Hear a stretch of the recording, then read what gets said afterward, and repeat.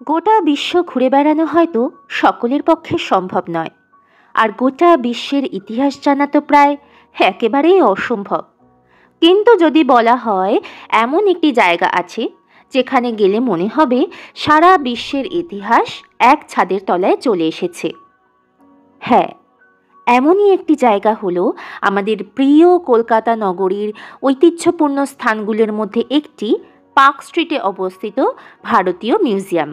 এশিয়ার বৃহত্তম এবং পৃথিবীর প্রাচীনতম মিউজিয়ামগুলির মধ্যে একটি এই কলকাতা জাদুঘরের আনাচে কানাচে রয়েছে অনেক জানা অজানা তথ্য।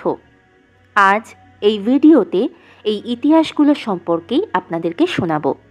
প্রথমেই আসি জানা ইতিহাসে।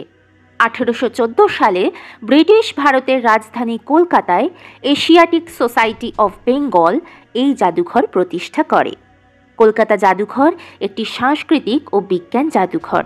এর 6টি বিভাগ রয়েছে: শিল্পকলা, পুরাতত্ত্ব, নৃতত্ত্ব, ভূতত্ত্ব, প্রাণীতত্ত্ব এবং অর্থনৈতিক উদ্ভিজ্জ। জাদুঘরের প্রতিষ্ঠাতা কিউরেটর ছিলেন Danish botanist doctor Nathaniel Wallich. Dutch উদ্ভিদ তত্ত্ববিদ ডক্টর নাথানিয়েল ওয়ালিচকে শ্রীরামপুরের যুদ্ধের সময় বন্দী করা হয়, যদিও পরে তিনি মুক্তি পেয়ে যান এবং 1814 সালের 2রা ফেব্রুয়ারি কলকাতায় জাদুঘর স্থাপনের দাবিতে এশিয়াটিক সোসাইটির কাছে একটি চিঠি লেখেন। তার দাবি ছিল এই জাদুঘরে 2টি বিভাগ হোক, একটি পুরাতাত্ত্বিক, নৃতাত্ত্বিক ও প্রযুক্তিগত এবং অপরটি ভূতাত্ত্বিক ও প্রাণীতাত্ত্বিক। সোসাইটি এই প্রস্তাব গ্রহণ করে।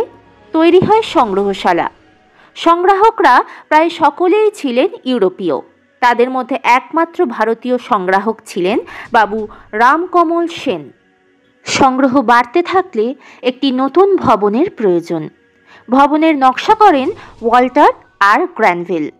1875 সালে তৎকালীন 1,40,000 টাকা ব্যয়ে বর্তমানের জাদুঘরটি তৈরি হয়।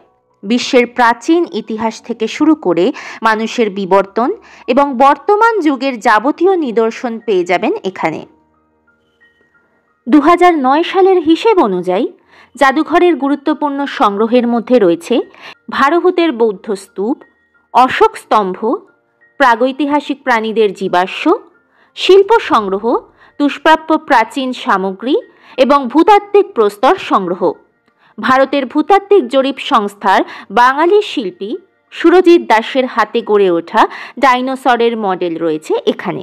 এছাড়াও আছে মানভূম থেকে প্রাপ্ত দেবী দুর্গার প্রস্তর মূর্তি, মানব বিবর্তন, বুদ্ধের জীবন দৃশ্যবলী, বৌদ্ধ দেবী তারা, আনুমানিক খ্রিস্টীয় 3য় শতাব্দীর বৌদ্ধ মূর্তি এবং 4000 বছর পুরনো মিশরের মমি। এতক্ষণ শুনলেন কিছু জানা ইতিহাস। এবার আসি কিছু অজানা ইতিহাসে। পার্ক স্ট্রিটে অবস্থিত ভারতীয় মিউজিয়ামের আনাচে কানাচে প্রত্যেক কোণায় একটি করে গল্প লুকিয়ে রয়েছে। তাদের মধ্যে থেকে কয়েকটি গল্পই এখন আপনাদেরকে বলবো। প্রায় 200 বছর আগের ঘটনা।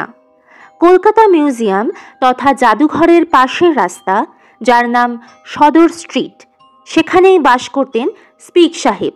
এক রাতে স্পিক সাহেব এই বাড়ি থেকে বেরোতেই তার সামনে এসে দাঁড়ান এক শিখ যুবক। কি এক আর্জি ছিল তার! এক তুচ্ছ নেটিভের আর্জিতে কর্ণপাত করেননি স্পিক সাহেব।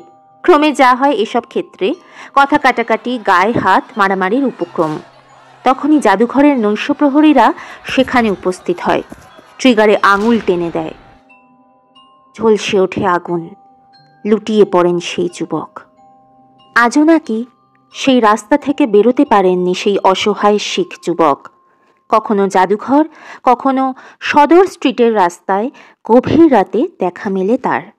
সময়ের হিসেবে 2 শতাব্দী পেরিয়ে আসা পৃথিবী আবার জ্যান্ত হয়ে ওঠে। কলকাতা জাদুঘর যখন, একটা গল্পেই তো ব্যাপারটা শেষ হয়ে যেতে পারে না।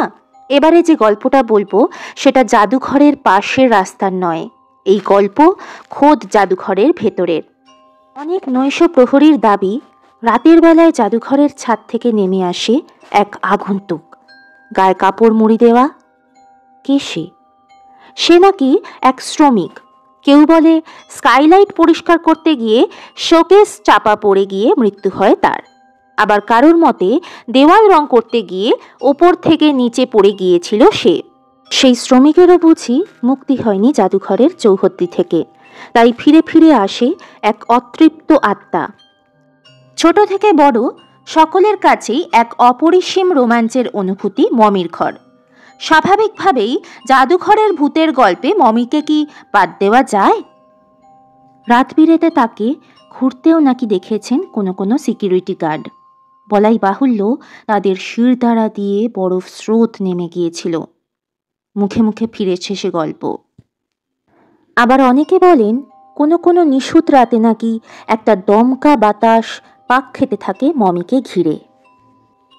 আছে আরও গল্প, বলাই বাহুল্য সবই রাতের আধারকে ঘিরে। জাদুঘরে রাত্রিবেলা শোনা যায় কাদের নাচ গানের শব্দ। এমনই কত সব গল্প কথা। হ্যাঁ, গল্পই। আধুনিক যুগে দাঁড়িয়ে কে এসবে বিশ্বাসের শিলমোহর ছোঁয়াবে? কিন্তু সত্যি মানে কি কেবল সেটাই যা চোখে দেখার আর কানে শোনার? এর বাইরেও তো থেকে যায় কত কিছু, তাই নয় কি?